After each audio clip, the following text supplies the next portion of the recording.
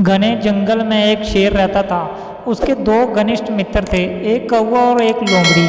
शेर दिन भर शिकार करता और अपना पेट भरने के बाद शेष अपने दोस्तों के लिए छोड़ देता। मुफ्त में बिना हाथ पैर हिलाए खाने को मिल जाने से वह बेहद खुश थे। इस प्रकार मुफ्त की खाने से कौवा और लोमड़ी बहुत आलसी हो गए थे और परिश्रम करने की उनकी आदत छूट गई थी। पास ही के गांव में एक लकड़हारा अपनी पत्नी के साथ रहता था।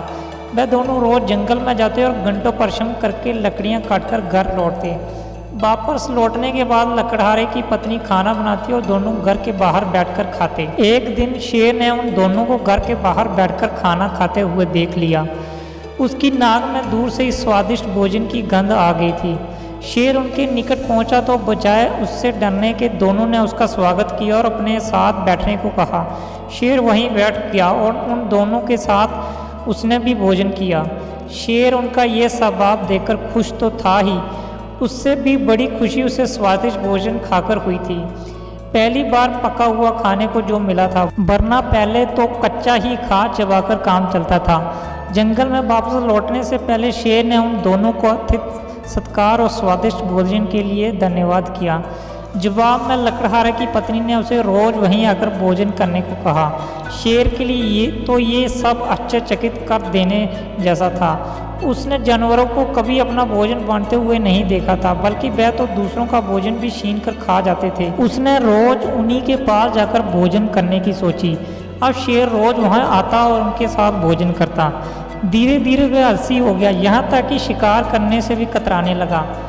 शेर में आया ये परिवर्तन उसके दोनों साथियों के लिए परेशानी का कारण बन गया, क्योंकि अब उन्हें बैठे खाने को नहीं मिल रहा था। अक्सर उन्हें भूखा ही सोना पड़ता। परेशान कौवा और लोमड़ी ने शेर में आए इस परिवर्तन का कारण पता लगाने की ठानी और उसकी गतिविधियों पर नजरें रखने लगे।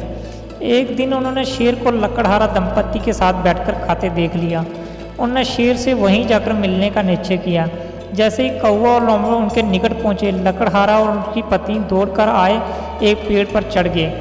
उनकी ये हरकत देख शेर हैरान रह गया। बोला, तुम मुझे देखकर भाग क्यों गए? मैं तुम्हें नुकसान नहीं पहुंचाऊंगा। जवाब में लकड़हारा बोला, हम तुमसे नहीं डरते।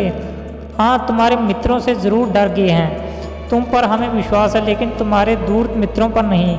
ये तुमसे कहीं ज़्यादा खतरनाक हैं।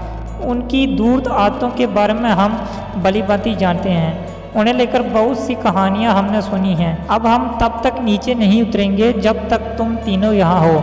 ये सुनकर शेर का दिल टूट गया और उसने अपने मित्रों से फिर कभी उससे ना मिलने को कहा। इस कहानी से हमें यही शिक्षा मिलती है कि दूरतों से सतर्क रहने में ही भलाई है।